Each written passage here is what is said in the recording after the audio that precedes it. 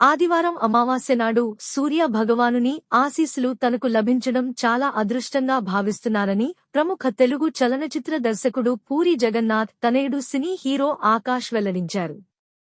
ఆదివారం కర్నూల్లోని సూర్య భగవానుడి ఆలయమును ఆయన సందర్శించి స్వామివారి ఆశీర్వాదములు పొందారు.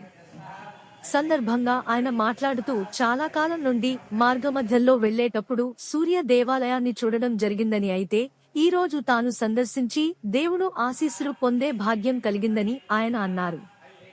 రాయలసీమ ఎక్కడలేని విధంగా కర్నూల్లో సూర్యదేవాలయం అద్భుతంగా ఉందని, ఇక్కడి ప్రజలు అదృష్టవంతులని ఆయన తెలిపారు. అనంతరం ఆయన దేవాలయ సిబ్బందితో కలిసి పూజా కార్యక్రమాల్లో పాల్గొన్నారు. ముఖ్య అతిథిగా విచ్చేసిన సినీ హీరో ఆకాష్ కు ఆలయ ఎగ్జిక్యూటివ్ ట్రస్టీ టి శివరామకృష్ణ దంపతులు శాలువాలతో సన్మానించి ఆలయ ప్రసాదమును అందజేశారు.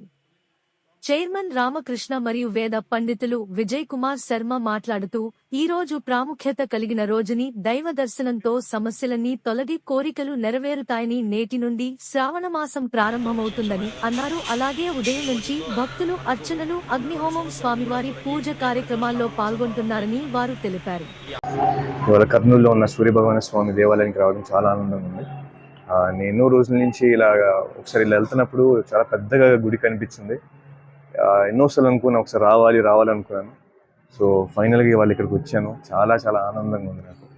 అండ్ గుడి అయితే అద్భుతంగా ఉంది. ప్రతి విషయాన్ని నాకు సార్ కానీ మేడం కానీ దగ్గర నుంచి చూపించారు. చాలా ఆనందంగా ఉంది. సో మీరు కూడా రండి, దర్శించుకొని స్వామివారి ఆశీర్వాదం పొందండి. Thank you so much. ఈరోజు ఆదివారం అమావాస్య విశేషంగా ఉన్నందున ఈరోజు సూర్యభగవాన్ దేవాలయంలో అశేషము అనేక మంది భక్తులు ఇచ్చేసి సూర్యభగవాన్ దర్శనం చేసుకున్నారు. మరి ఈరోజు విశేషంగా మన పూరి జగన్నాథ్ గారి దర్శకుడు గారి అబ్బాయి ఆకాష్ గారు దేవాలయ సందర్శనం చేసుకుని సూర్యనారాయణ స్వామి ఆశీస్సులు పొందినారు. వారికి ఎల్లప్పుడూ ఆయురారోగ్యాలు ప్రసాదించాలని సూర్యనారాయణ స్వామిని కోరుకుంటూ మనస్ఫూర్తిగా ఆహ్వానిస్తున్నాం. వారికి దేవాలయం తరఫున కృతజ్ఞతలు తెలుపుతున్నాం.